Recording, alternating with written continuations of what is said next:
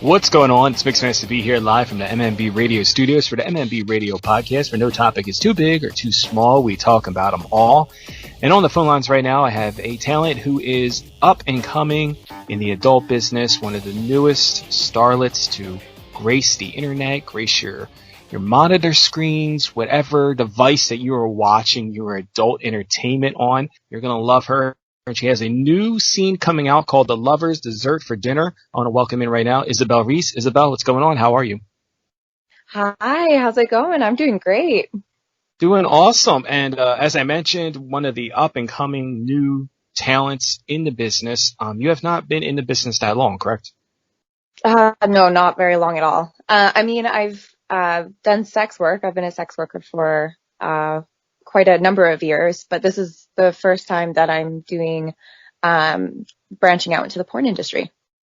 And how long ago has it been since you got into it? Because I know a lot of people right now are, have started their careers and then COVID started and it kind of put some people on, a backtrack. How long have you been in the business?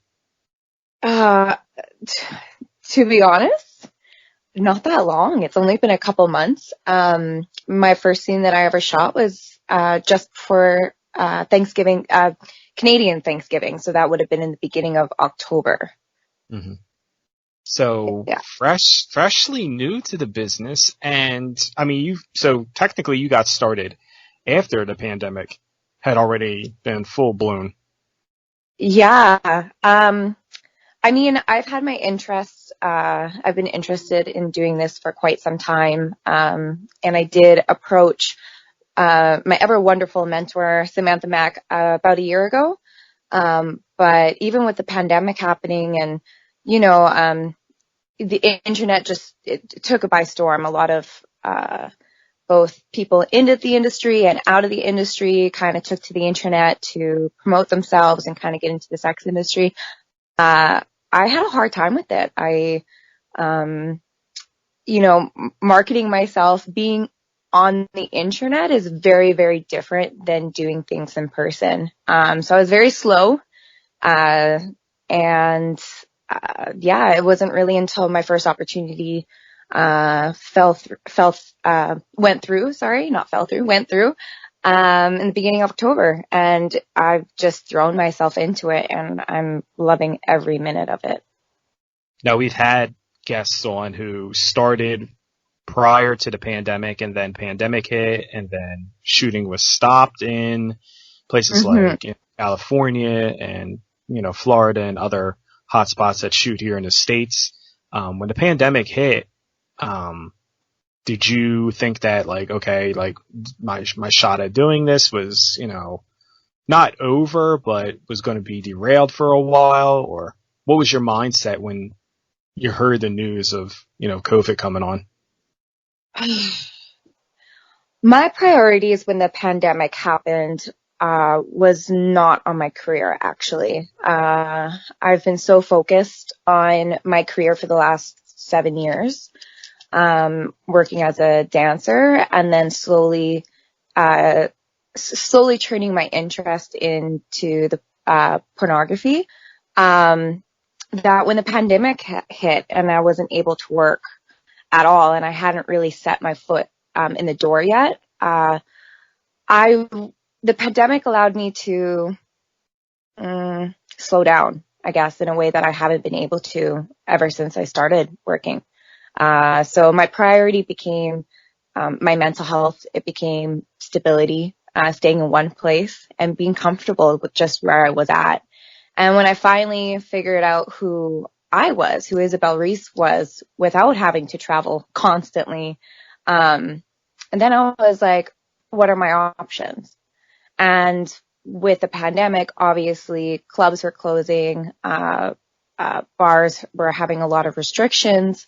I also knew that my love for it, was churning. The traveling was costing a lot. So when I was able to finally slow down and focus on what it is that I wanted to do, my mentor was there, the opportunities were there, and I just, when they came, I took them. So I'm kind of a little bit of a go-getter. But yeah, to be honest, when the pandemic happened, my priority was not my career. My priority was myself and just trying to figure out who Isabelle was again. And then we've had past guests on the show, and I say to them all the time, I say, we don't want to always keep talking about COVID because, I mean, it is kind of the Debbie Downer. But at the same time, it's a real thing. You know, it's here. And I find it interesting to hear how people are, you know, taking it, if they're taking it with stride, you know, how people are adapting to it.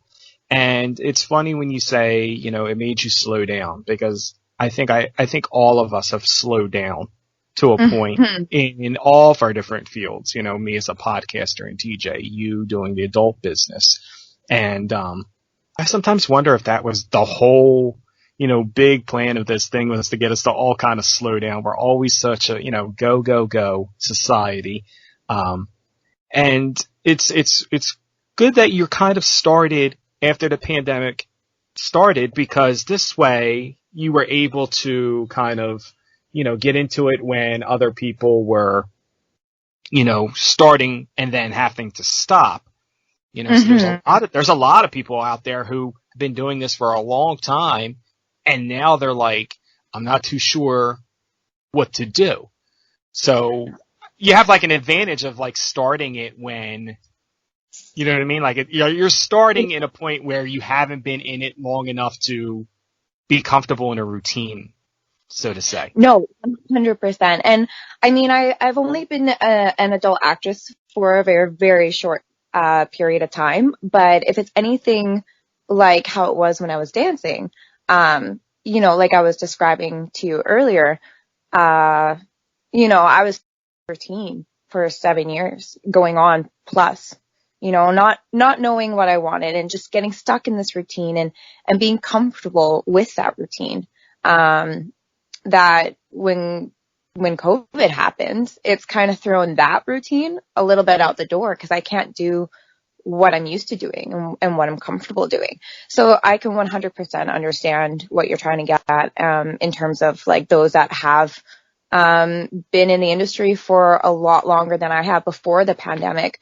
Their routine, you know, is not the same. You know, they can't, perform. They don't have, the gigs, studios are shut down, whatever it might be. You can't travel between the borders. You know, whatever it might be, you know, their routine is drastically changed. Whereas I have the advantage that I'm coming into this new, I'm building it during these restrictions. So if anything, the opportunities are just going to, open when the restrictions, lay low, I think. Hopefully they lay low soon. So what has it been like in Canada? I know we've had Samantha Mack on, we've had Francesca Milano on, and we've talked about, you know, what the adult scene is like in Canada. And I learned a whole bunch of new things. You know, I learned a whole like Vancouver week where it's like, you know, just one big sex week. But what was your first introduction to the adult business? Into the porn? Well, I mean, like growing up, like obviously, like what sparks your interest? Like I'm intrigued by, because I'm stereotypical ignorant American, and I'm like, I just find the Canadian people just to be very sweet people, you know. To find out that they have like this naughty side, you know, I'm always curious of like where that just comes about. There's always two sides to everybody. You know, I always believe everybody has multiple sides to you, even if you don't know it yourself. So don't be so hard on yourself. You know, as an ignorant American, there's probably a different side to you as well. But, speaking of different sides, you're not going to believe it, but growing up, I was the complete opposite of this, of who I am today. So I've definitely spent the last 7 years, blossoming into the woman that I am today. And when I reflect on who I used to be, I think, wow, like she's still the same person, but definitely not who I thought I would be, you know, standing here now.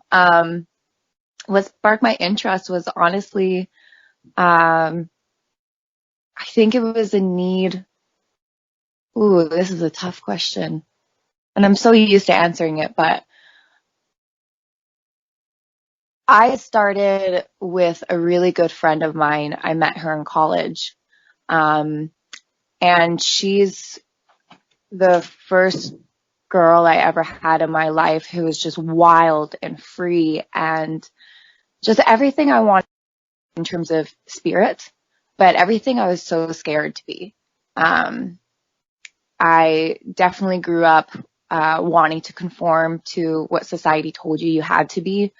I believed in the white picket fence, the family, you get married young, you have kids, you have that career that's stable after how many years of schooling.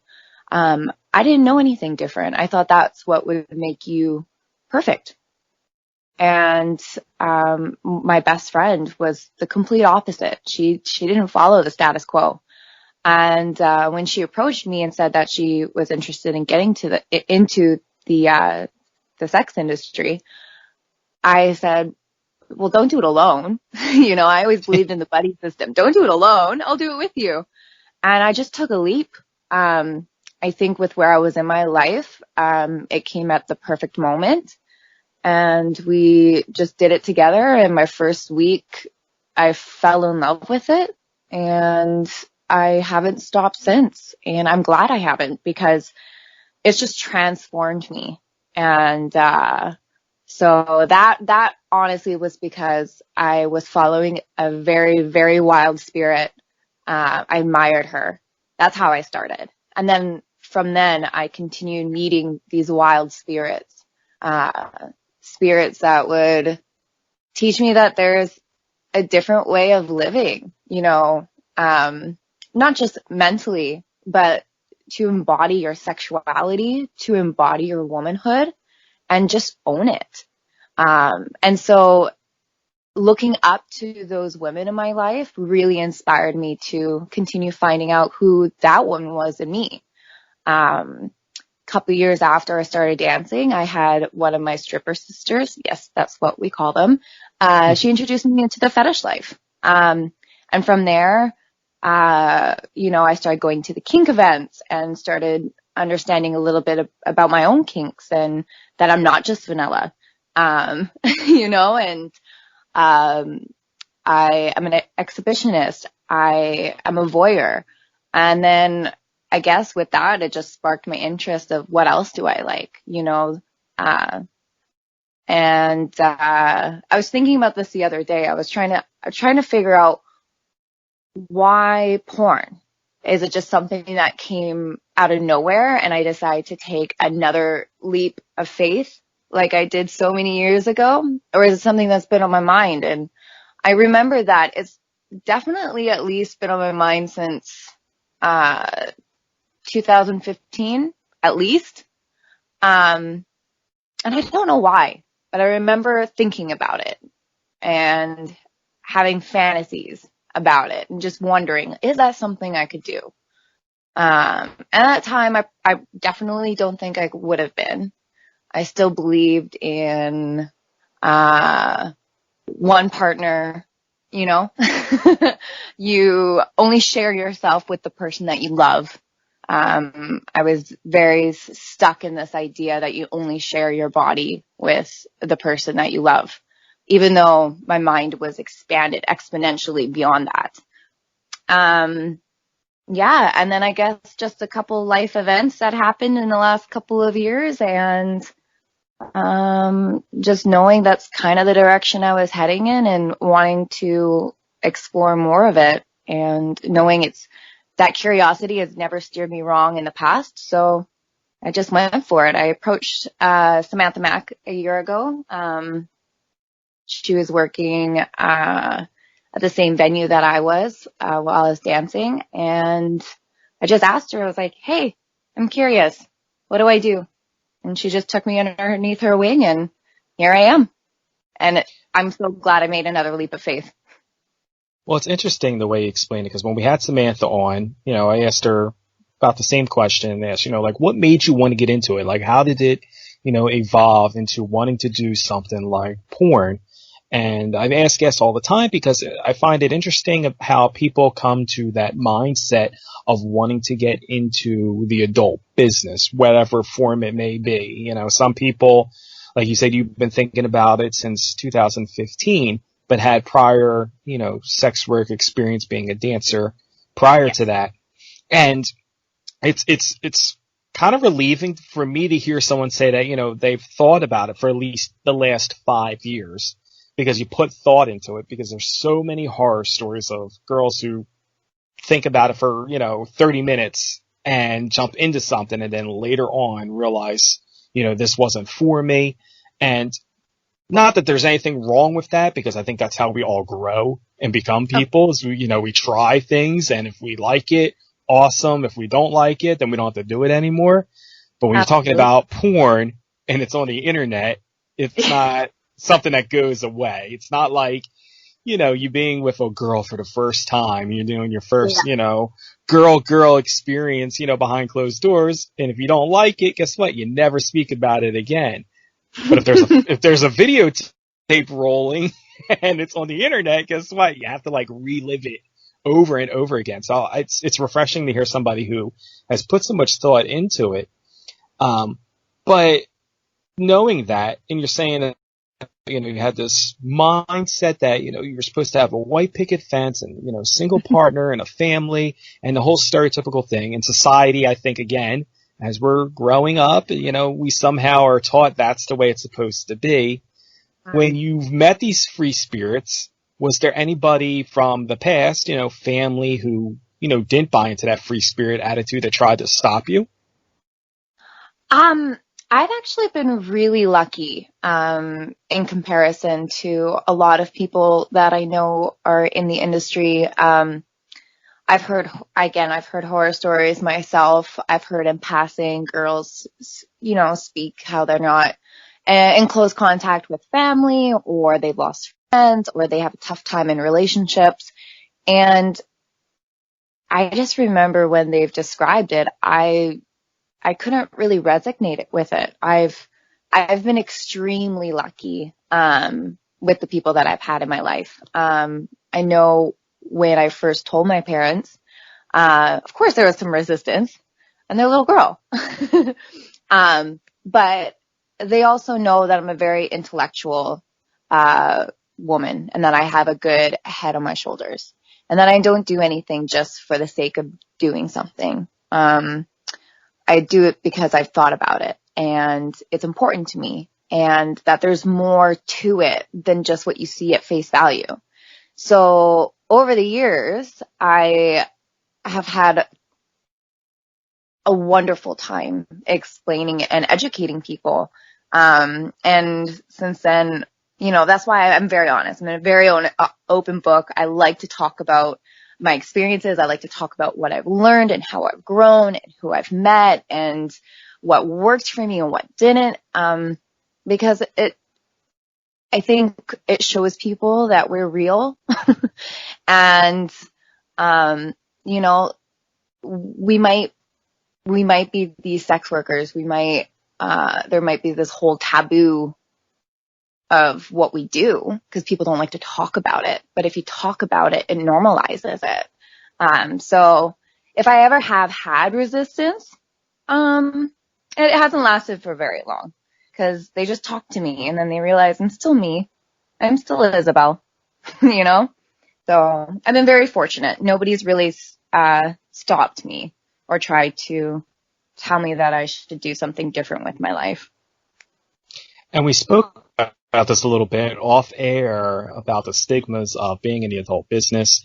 And we kind of compared it to, mental health, where people have these stigmas about it and they don't want to talk about it. It's shamed and it's, looked down upon. And what I'm hearing when you're saying this is like, okay, so you're doing porn and, it's not like you weren't going to have sex in your regular life anyway.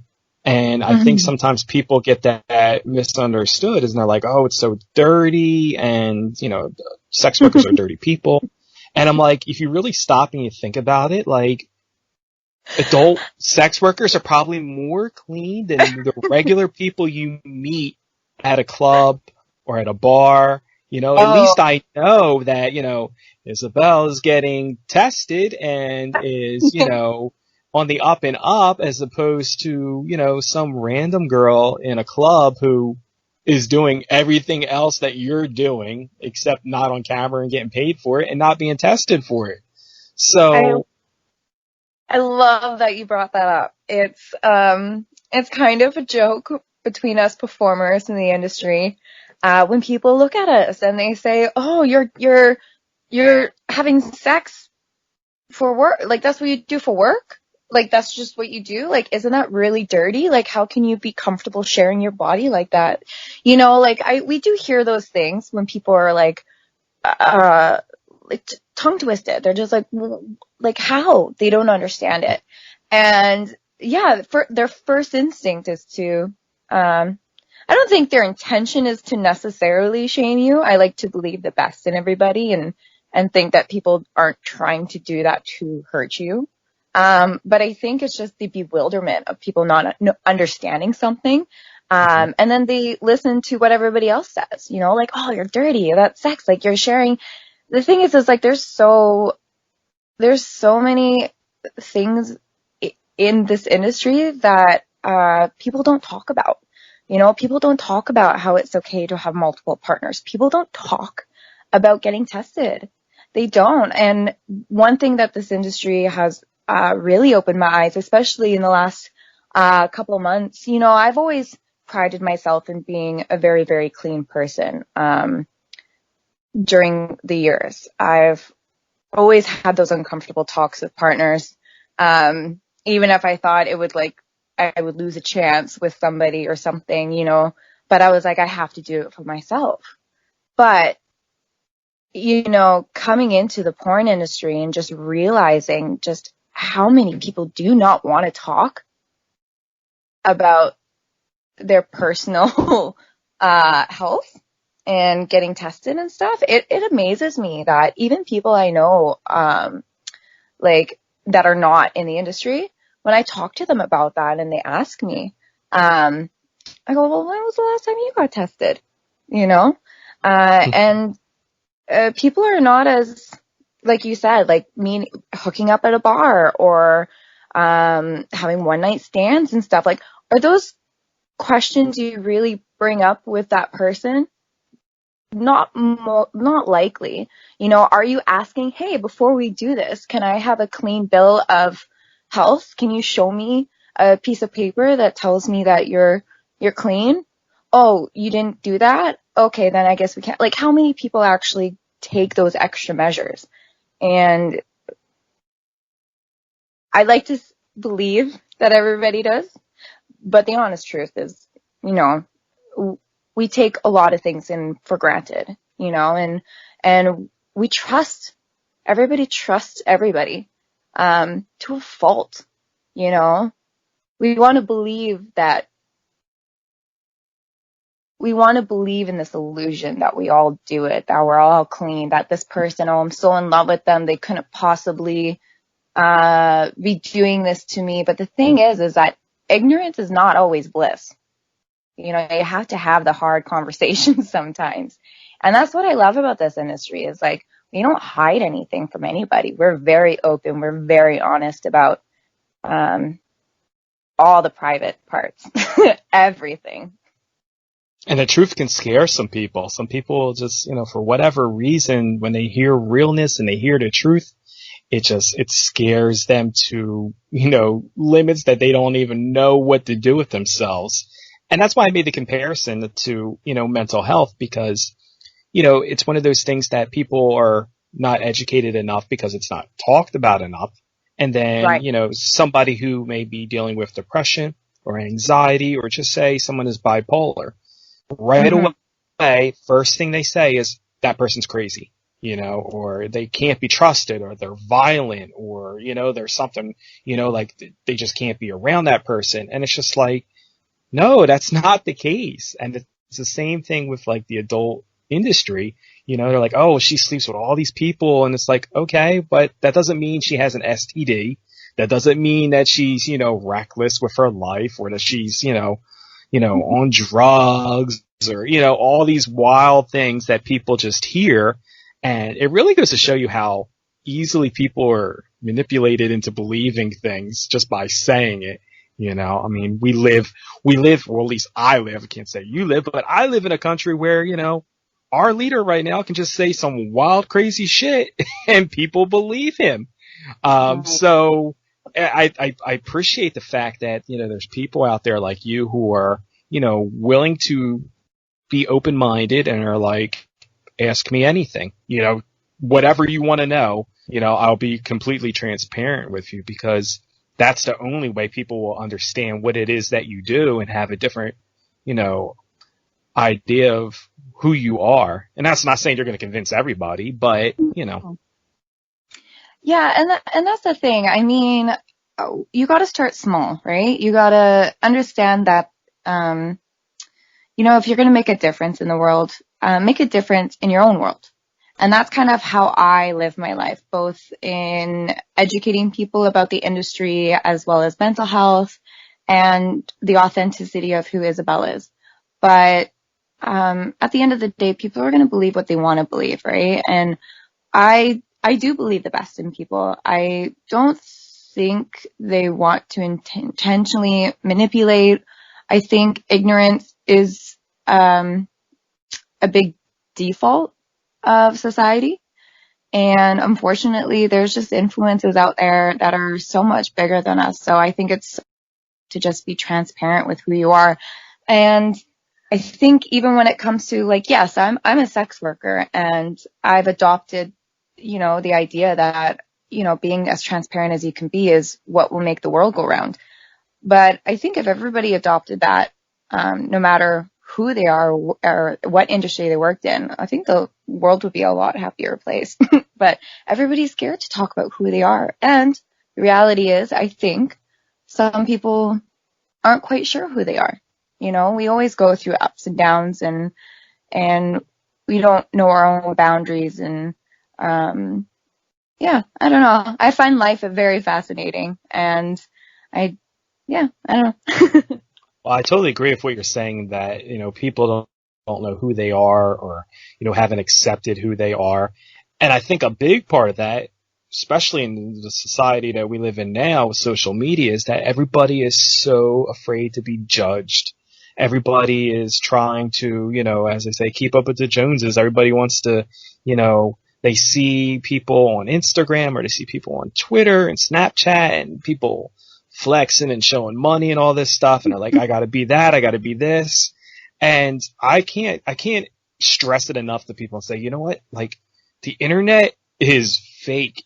Like, it's like, there's so like 99.9999 forever a trillion percent of these people are not who they really are online. Like, and it goes back to what you're saying. It's like people don't want to talk about themselves.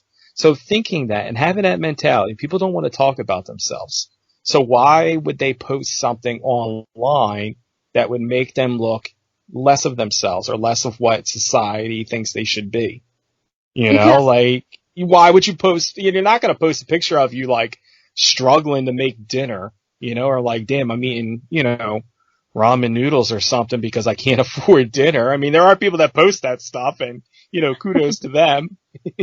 But that's why I think people post these pictures of all these expensive things, because they want to give that impression that, they're something that they're not, because they don't feel comfortable being who they are. I think on the other side of it too is that, like you said, I think we internalize a lot. We always want to believe that we can have more and that there's more.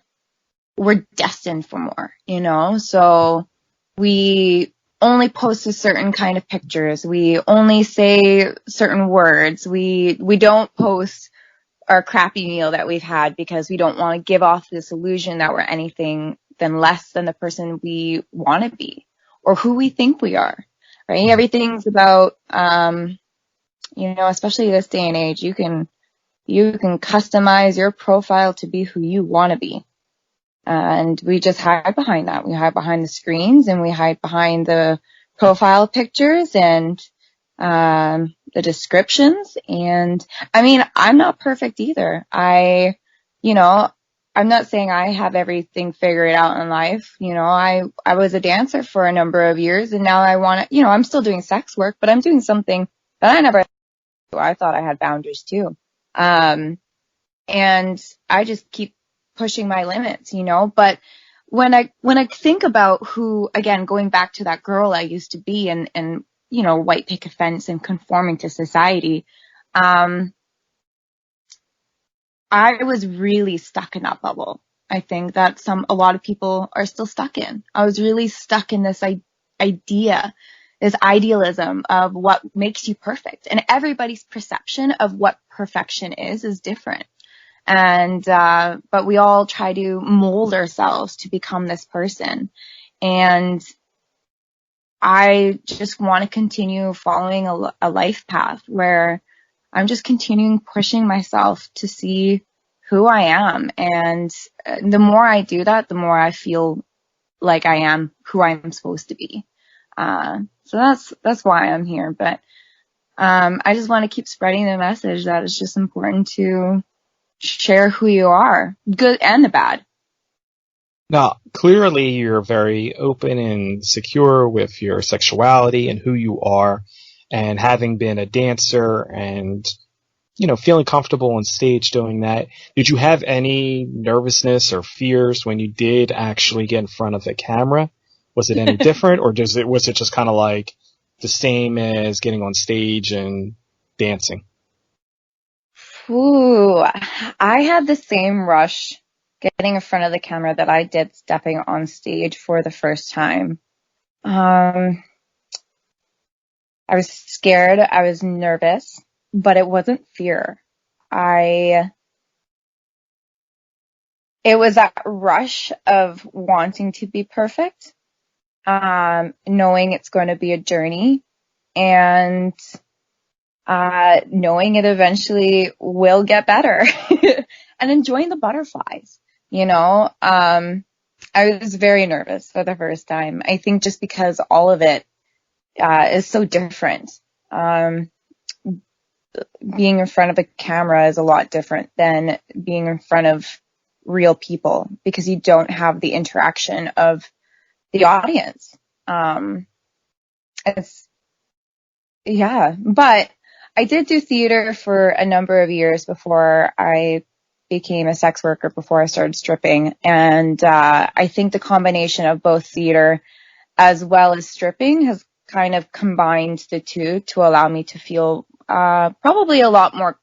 I can't speak on behalf of other performers who are doing it for the first time, but for myself, I felt like it was a good blend. And I think I had a little bit more experience than the first time porn star coming into the industry. So I was comfortable speaking in front of a camera. I was comfortable acting, and obviously comfortable with my sexuality, but it is different. It's a lot more technical, having a script to remember. My first scene was virtual reality, so VR is a bit different than just doing 2D scenes. It's not just point and shoot. You have to actually interact with the camera.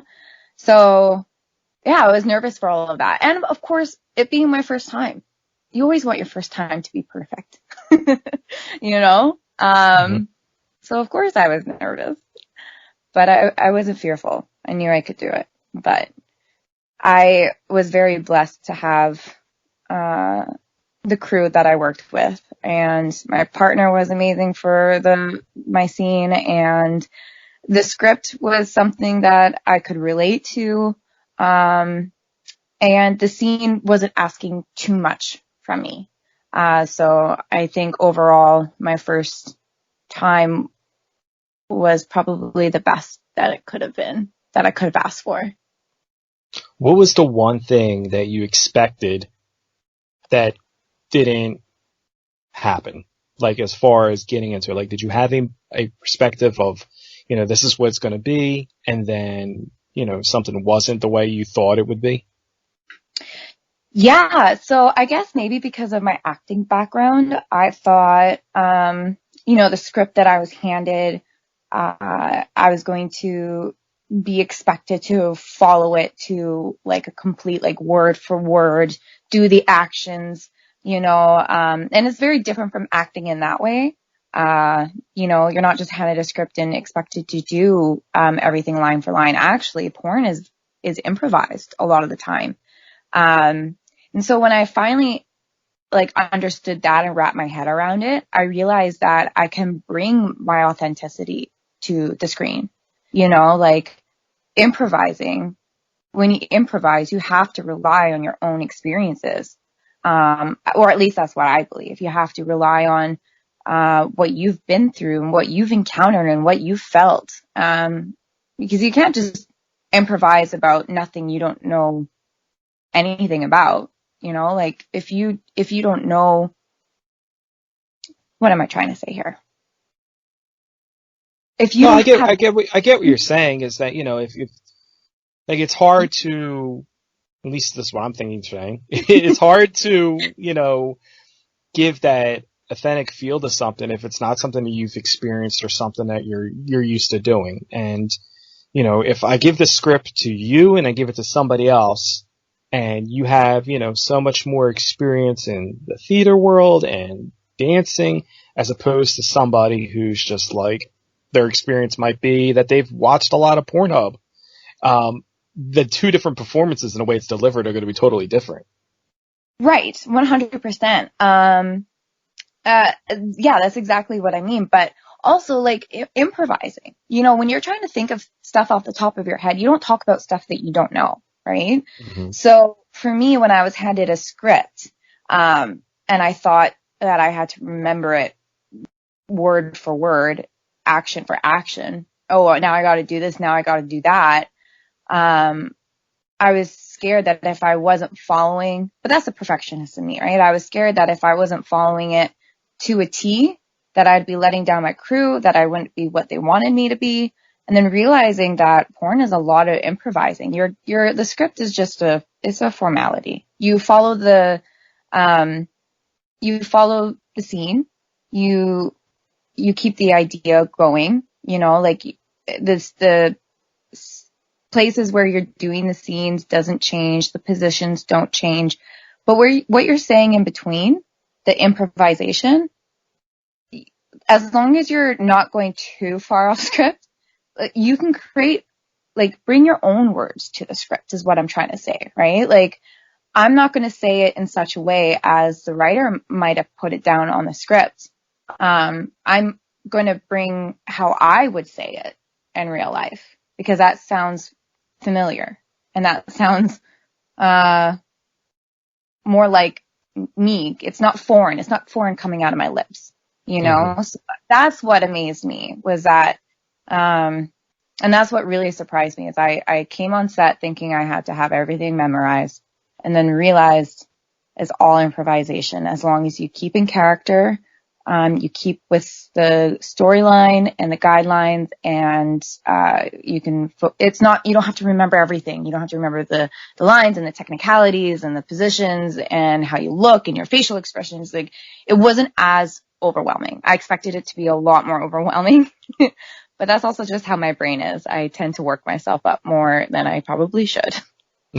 Well, I always say if guys are watching it or even women are watching it, if you're critiquing it that much that you're worried about, missing lines and, angles, and it's just like, maybe it's time for intervention at that point.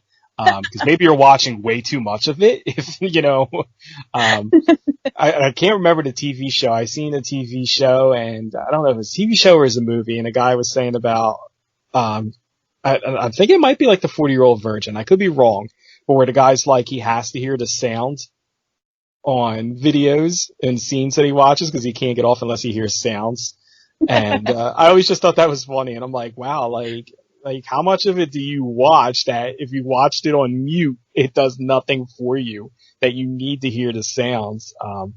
So yeah, I think it's spot on when you say that, is, being able to kind of add your own flavor to it. And then it just makes it a better scene because this way you're actually seeing you as opposed to somebody that is not you, you know? And I guess the casual fan probably doesn't know you personally, so they don't know what is, but you can tell. You can tell the people that are really like, you know, enjoying it and people that, you know, are authentic and then people that are just kind of like, you know, pretending, you know, to enjoy it. Not that they're not enjoying it, but just like that extra, like they're acting, like overacting. I don't think that's a bad thing though. Like I've learned no, in I mean, life. there's an audience for everything, and I'm sure there's people out there that like that. Like, I'm speaking for myself, you know, I like to see where it's like, you know, two people are doing a scene and they're really kind of, you can see that there's like a genuine connection there, you know, not a connection as far as like, okay, these two people are going to, you know, elope and, you know, and be together forever and have that white picket fence that you mentioned. But at least they're, you know, you feel a connection there as opposed to, you know, that kind of like camp, you know, kind of style. I mean, there's a flavor for everything. I mean, some people want the over dramatic fantasy, right? They want the fantasy that they can't have, the girl that's over working the camera, playing it, you know, they want that, what am I trying to say? Like that quote fakeness almost, like that unrealism. And then there's others that want the authenticity. They want to feel like they can reach into the camera and know that person. And that's why virtual reality is really, really good. If you want that kind of experience. But I mean, just like everything in life, there's different flavors for everything. And there are people who are willing to give it. Personally for me, I like to be authentic. I want to give you that real experience.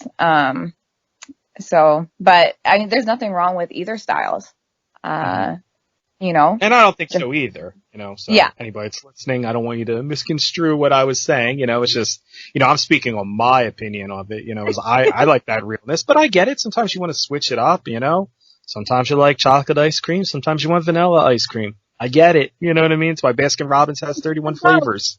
You know, there's different flavor for everybody, and it's funny because like I've attended conventions like Exotica, and you see the different genres of you know entertainers and you know styles of porn, and I've heard people say like, oh my god, like why would anybody want to you know do the BBW or do the you know dominatrix and all that stuff, and I'm like, okay, but what do you like? All right, so you like the big boobs and the blonde hair, you know, but then, so the people that like the BBW want to know why do you like, you know, the quote unquote fake Barbie look, you know, so, I mean, that's the great thing about it is that there's something for everybody out there and you can kind of just mix it all together and kind of just make your own fantasy world, you know, but it's, like we said, you got to be able to open up to that idea first because I think everybody deep down inside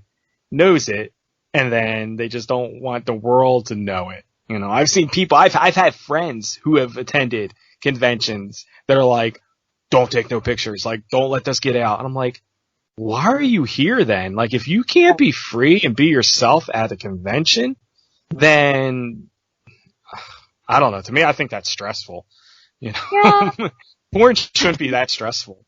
But talk to those guys in like 10 years and see how far they've come, you know, and that's what I love even about, it's why I encourage people to try things out for the first time, even if they're uncomfortable. Just if you have the power in yourself to be like, no, I'm going to go, even though I'm like uncomfortable, go and expand your mind and learn something new and learn to be comfortable. Cause that's going to happen, right? Like, I love going to conventions and I just love talking to people who are figuring themselves out and, you know, they just want to talk to you about your life and how you got here and, you know, they're excited, but they're also nervous. They're nervous about being seen because of, you know, the society. And they haven't, like, they haven't caught up to this idea that it's okay. It's okay to be comfortable in your own skin and it's okay to like these things no matter how, messed up they might seem to you at first, you know, like I love seeing people grow and learning that about themselves and just being like, wow, this is just so empowering. And then you talk to them a year later and you're like, whoa, like I love seeing the transformation. And that's what I love most about my job, especially as a sex worker, is I get to see that all the time. I get to not only educate people, but I also get to see them transform into their sexier versions of themselves, the versions that are comfortable and are more outspoken and who can just be like, hey, this is me and it's okay. But we all got to start from somewhere, right? We all start from ground zero. Some people learn a lot faster than others, and some people slowly or slow. Very true. And that's Very true.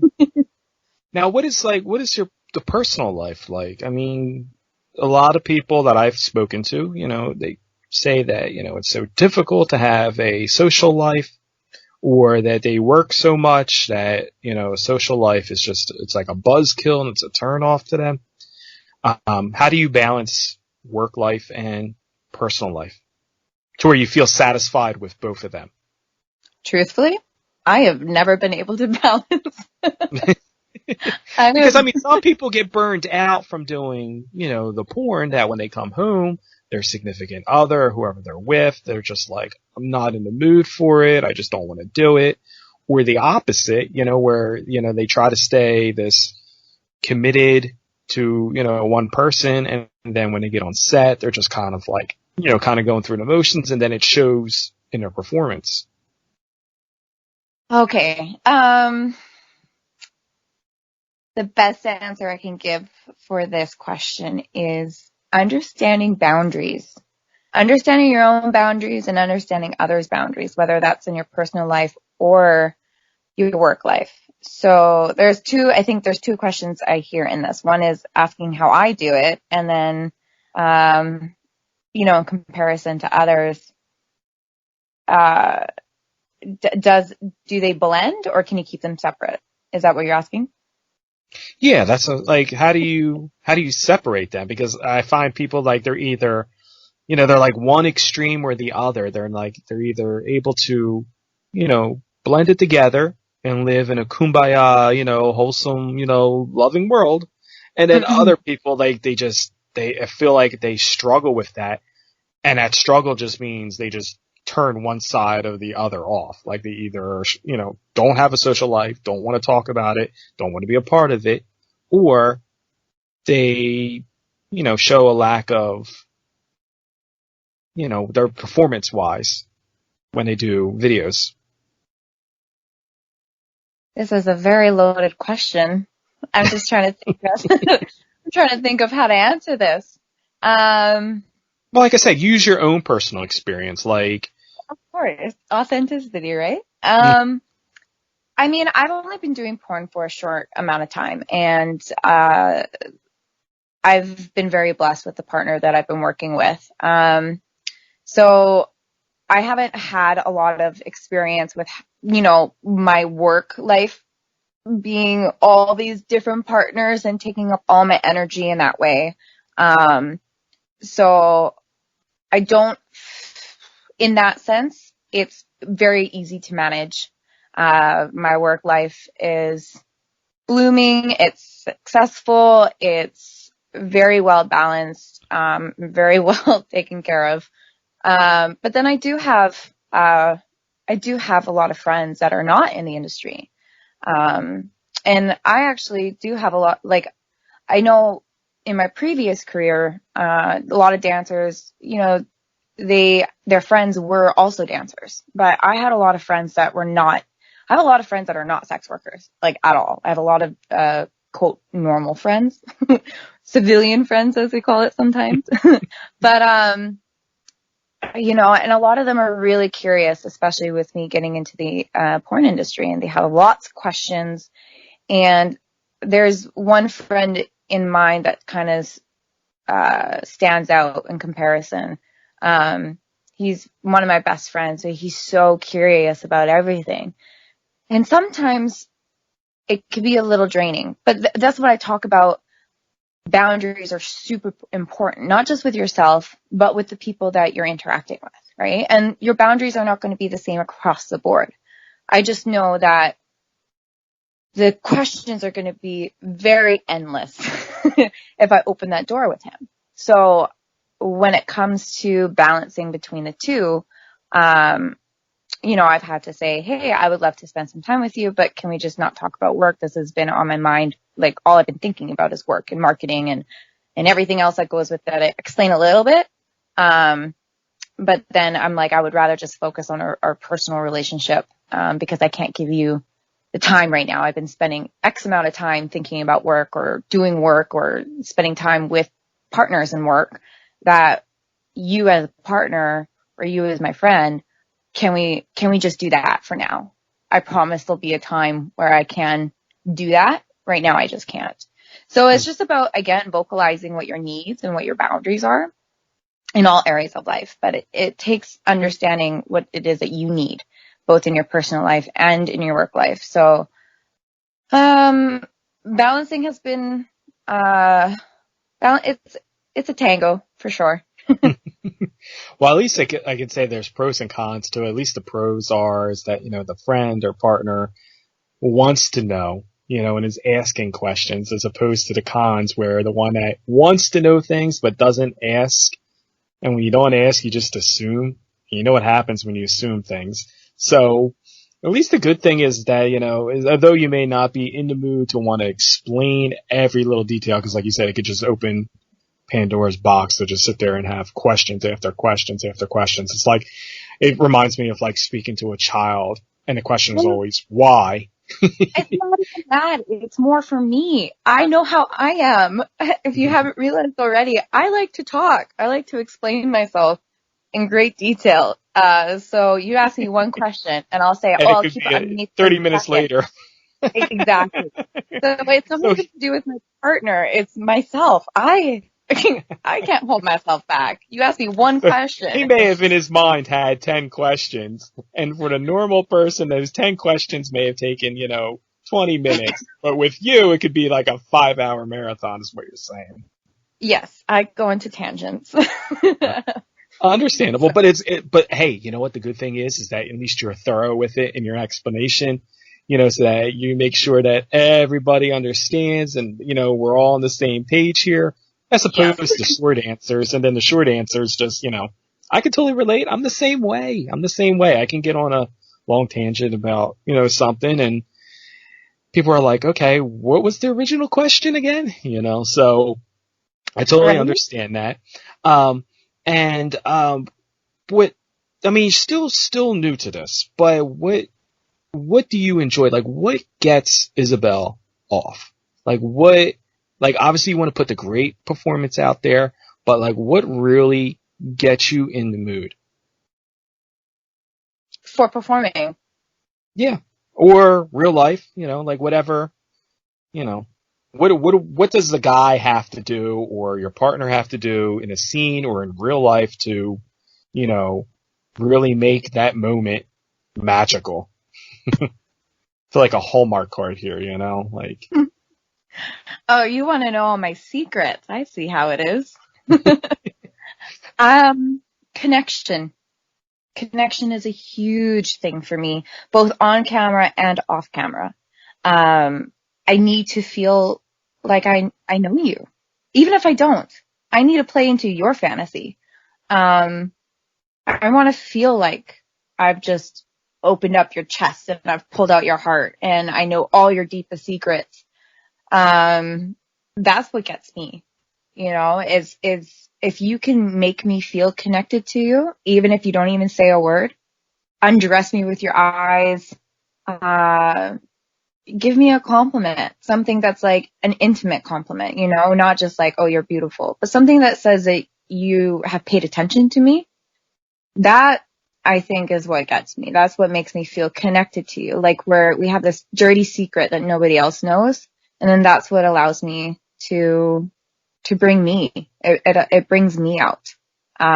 So for me, it's all about connection. It's all about,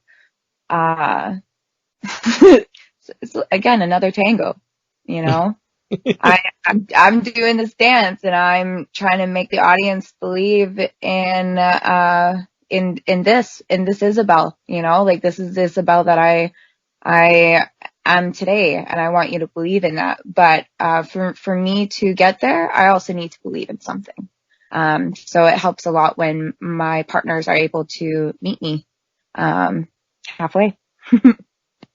Now, tell me a little bit about the new scene that you have coming out. You say it's your first boy-girl scene. It's coming out later next week, and the Lovers. Looking at a tweet here, in the first episode of The Lovers. So The Lovers dessert for dinner. Is this like a series of things, or is this one scene that we're going to be seeing? Is it a continuation? Yeah. So the VR scene that I did for the very first time back in October, that was a boy girl scene. But this is the first scene that's going to be that is produced, created, edited all by myself and my partner in the scene. And we've created it for Mac Models. So Samantha Mac has that company, and I'm one of her models. So we've made it for Mac Models and Mac Movies. So Shreds is my counterpartner. And we decided to do something a little bit different. We decided to bring the chemistry that we have onto screen. We both believe in connection, and we decided to make a series out of it. So we're super pumped and super excited. I believe it drops. Oh my God, it's this week already. I believe it drops this Friday. But this project it's been a whirlwind, and I'm kind of scared I might have bit off more than I can chew, to be honest. It's a lot of work, but it's an amazing experience to create it and then perform it. And we don't have a crew. It's just the two of us for these movies. And we're having to go back and forth and see, does that look right? Okay, it doesn't look right. Okay, we got to do this again. Oh, the lighting isn't great. Okay, we got to fix that. So, I mean, it's a 2-person job. And, but it's teaching me a lot. It's not only teaching me behind the camera, in front of the camera, time management, creativity. We're actually doing the whole writing a script and filming it. Shreds has been doing the editing. I've been focusing a lot on marketing and promoting, which is, again, up until now, I've been pretty non-existent online. I believe connections are to be real, especially being a dancer. I've always concentrated on having personal connections, not really maintaining my relationships, not in person. So this has been a new experience for me. I think for me, that's been the biggest challenge, is promoting it and marketing it and getting my name out there and keeping fans interested. So yeah, there's a lot that's gone into it. But we're hoping to make it once every couple months kind of thing. And the whole idea with the Lovers is that they're two lovers, and they're so into each other in whatever scenario it is that we have for that scene, and that we can't get anything done. We can't get anywhere. We're just so wrapped up in each other.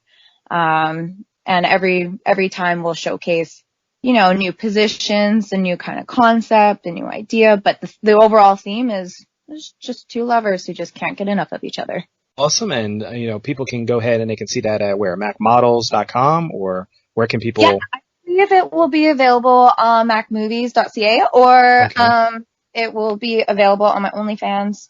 So that's the OnlyFans.com at Isabelle Reese. And it will also be available on the Reels Shreds. So. And one of the things I heard you mention in that, though, is that when going through the whole process of it, you're getting to do things like the behind the scenes, time management. What are some of the goals you want to do long term? I mean, you're clearly, experienced in the sex work, but very new to the adult film industry. like, what is your goals? What are your plans long term? How long do you expect to be doing this? I kind of get a feeling like you might want to dab into the behind the scenes stuff. Am I right with my intuition here, or? Your spidey senses might be going off a little bit. Yes, I think so. Yeah, that's actually, I think, creating the first episode for The Lovers has really taught me that, it kind of took me back into my theater days where we made our scripts, and I was always like the manager of the performance that we created, or, you know, I forgot I missed that part of creating something, like not just being in front of the camera, or being like the talent. But I forgot how much I missed creating something and being a part of what goes on behind the scenes. So, I mean, if that opportunity comes down the road, I would love to pursue it and, get my hands dirty a little bit, so to speak. But right now I'm just focusing on being in front of the camera. And I guess my goals when it comes to, the porn industry is, especially with the pandemic happening, and a lot of females have turned to, the internet, I find, to promote themselves and to earn a little bit of extra money. And there's a lot of, self-proclaimed actresses and stuff. My goal is to go pro. I believe in quality, right? I believe in quality over quantity. The stuff that I do produce, whether it's like I put onto my OnlyFans, I want it to be good stuff. I don't want it just to be, here's a picture of my gigantic boobs and this is what I did. Like, I want the lighting to look good. Again, a perfectionist at heart. It's draining, but it's teaching me so much, and it's just going to get a lot easier. So, I guess to answer your question is, right now my focus is just on quality, over quantity, and to focus more on,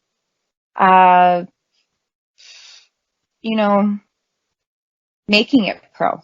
That would be a dream of mine. I look up very closely to my mentor, Samantha Mack, and I see all that she's accomplished, not only on screen, but in her personal life, and how she's blossomed into the woman that she is today. And I don't even know the half of it, but I look at who she is today, and all I can say is just one day I hope to be her. So. Well said. Well said. Well, let everybody know once again where they can find you at online, because I want to make sure everybody is following the right accounts, because now with COVID, you need to have more of an online presence. So, I know you love doing the one-on-one interaction in person, and I totally am there with you. I think it's more genuine when you're actually able to see people, and kind of promote things. But we're in a different time, so let everybody know the right places to find you. Right. Well, you can see me at, you can find me on Twitter. My account is, Isabelle Reese _ and that's just a lot of like updates. It's kind of like how I call it. It's my Facebook. It's my Facebook page. Everything you want to see. If you want to know who Isabelle is, you can go there. But if you want to see the stuff that I'm creating, see a little bit more of the explicit content, then you can subscribe to my OnlyFans, and that's just at Isabelle Reese. It's funny that you actually mentioned, interacting one-on-one. My goal when it comes to, being online, aside from, doing the gigs and working with the companies as, adult entertainer, the personal stuff that I'm doing, the stuff for myself and the content that I'm creating is my goal is to make it more very interactive with my fans, so I don't want fans to just be like, oh, I can order things and then that's it. Of course I'm going to, make them. And I have my own projects like The Lovers that are coming out that you can, purchase and see, but I want it to be a very interactive, experience. And, I want to get to know my fans. You're not just a wallet to me. I want to get to know who you are. And especially with the pandemic that's happening, I think it's so important to maintain those relationships with people, even if it's just behind a screen. Well, that's the great thing about OnlyFans is that, you do have options there to have those one-on-one interactions, even if it's, doing a custom or even doing a one-on-one, webcam chat. There's so many different ways that you can still kind of do it, but not do it. So, sky's the limit, and we wish you much success, and make sure you go ahead and check her out online. And next week, or you said Friday, it's going to be dropping that new scene. So, lovers, dessert for dinner. I love dessert for dinner. Sometimes I have cereal for dinner. It might be considered, sometimes it's considered dessert to some people, that's, but hey, and you know what I'll do? I'll even take a picture and post it on Instagram that I had cereal for dinner just to show that I'm authentic. I didn't have a big porterhouse steak, I had cinnamon toast crunch. But it's been really awesome talking to you. Is there anything else you want the fans to know before we get out of here? Not that I can think of. It's been such a pleasure talking to you. It's been such a treat. You've made this rainy day a lot more brighter. So thank you so much for having me. And thank you. I appreciate that. That's, that was my goal this morning. I was like, how can I turn this miserable day into something, worthwhile? Right. Well, the sunflowers are out for sure. I would just say, to all my fans out there, thank you for listening. I look forward to being on this journey with all of you. And, I wouldn't be able to be where I am today without you. So, send lots of love. I send love back. Very awesome. Well, we appreciate you taking the time to talk to us. And, we want to see and hear and visualize all the great things that is Isabelle Reese coming up in the future. This is Isabelle Reese, and you are listening to Mix Master B on MMB.